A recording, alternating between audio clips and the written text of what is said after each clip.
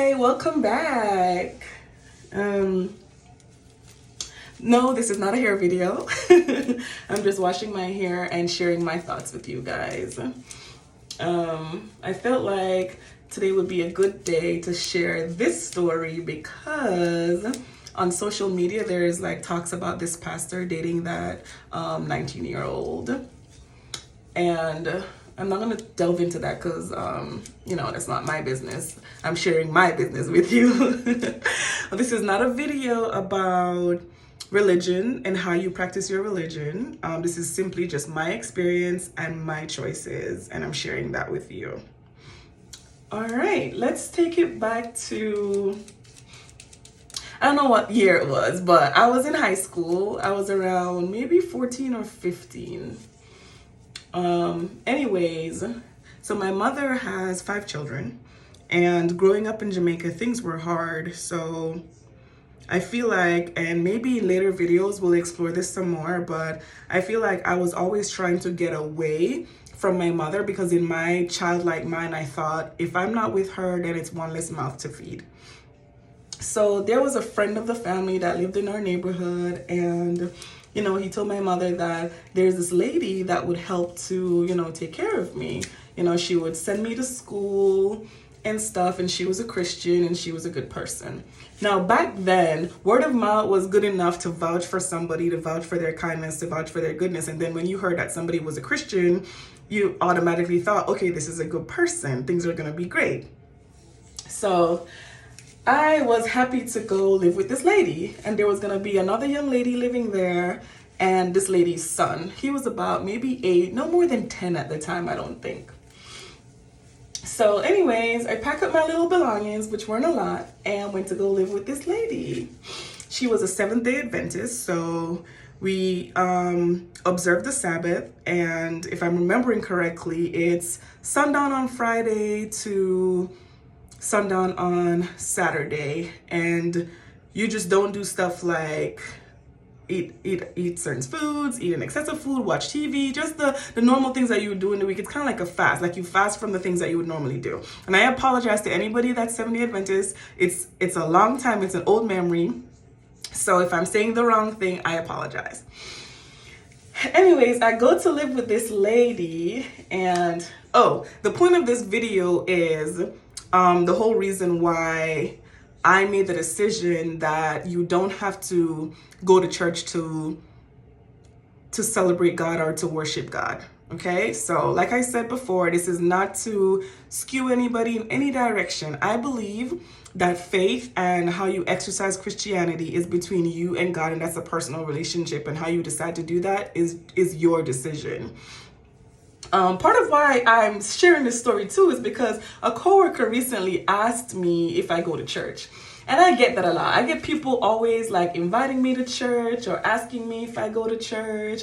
I get that a lot. I guess I have that vibe about me, like I'm a good person that belongs in church, and that's good. Anyways, back to the story. So I go to live with this lady. I leave my mom, I go live with this lady. And like the first week or so, things seem okay. She seems nice. She gets my stuff ready for school. She gives me, like a little allowance to make sure that I can get whatever necessities I might need. So like as the weeks go by, me and the other girl that's there, we're getting to know each other. We're on the same age, but we go to different high schools. We're getting to know each other and, just kind of like observing the situation. So the girl was some sort of like distant relative of hers. So they had some sort of familial connection, like a distant cousin. So then as the weeks go by, I start to realize that this lady may not be so nice. So every day, literally every day that we came home from school, me and the other girl, we had a list of chores to do. There was no day in the week that we didn't have a list of chores to do. And I'm talking about at least 7 things on the list. Where do you find a chore every day to give a child? I can understand one chore, but a list? And not just for me and the other girl. Nothing for her son, because that's her baby, okay? And so I was like, okay, this is weird. And I've always been a humble, hardworking child. So, I'm doing my chores or whatever. But I was just wondering, like, why is it that every single day I have a list? And so the other girl too, she was also saying like, it's weird that every day we have a list of chores to do. Like, it's never ending. We were like real life Cinderellas. This is like a Cinderella story. So, we're doing these chores and everything. And then, so remember I said she observed the Sabbath? So she would cook food at like the start of the week and have us eat those leftovers for days on end. For days on end. She had me and this girl just eating these leftovers for days on end continuously.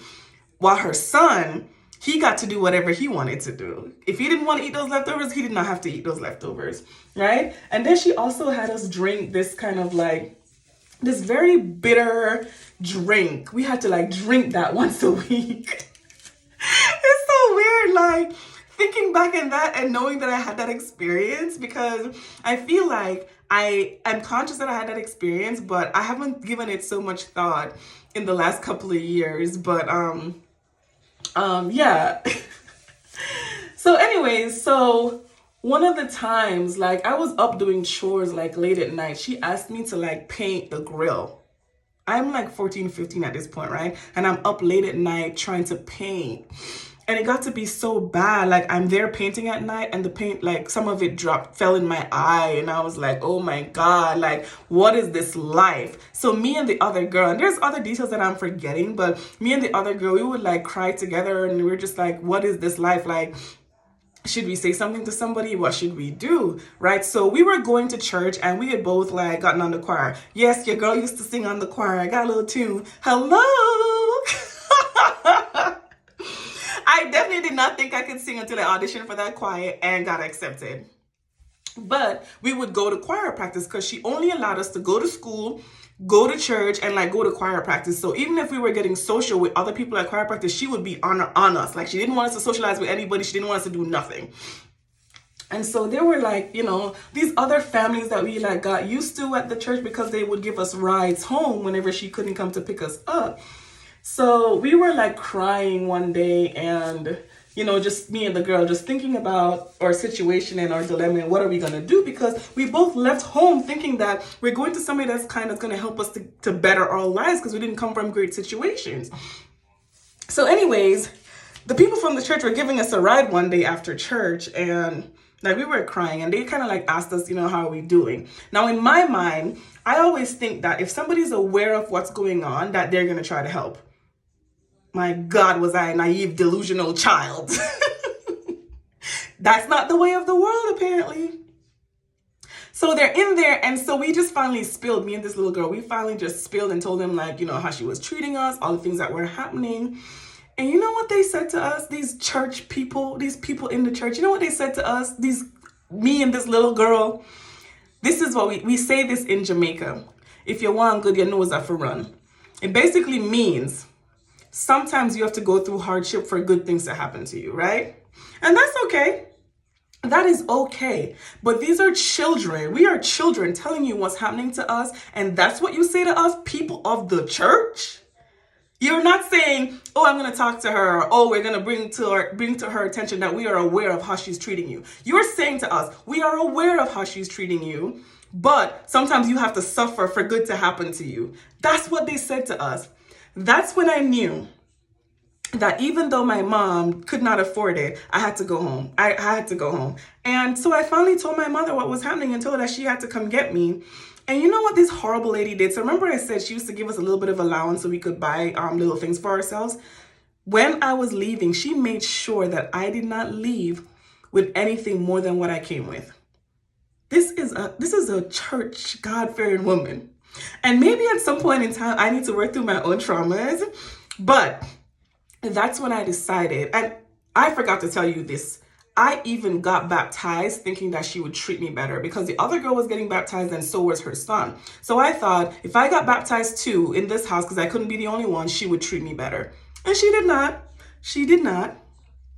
But in that moment when I realized that these people in the church knew what she was doing to us and they were not going to help, they were not even going to have a conversation to address it, that's when I knew I had to go. And that for me solidified at a very young age that you don't have to go to church to praise God. There are some really horrible people in the church, okay? I have experienced it firsthand. And I'm not saying that's true everywhere you go and with everyone. But I do believe for myself, me, myself, and I, that religion, spirituality is a personal relationship with God, and that is how I proceed in my life. So yeah, that was my real life Cinderella story, and the reason why I don't believe you have to go to church to praise God. Let me know in the comments what you think. Please don't forget to like, share, and subscribe. Thank you. Have a good evening.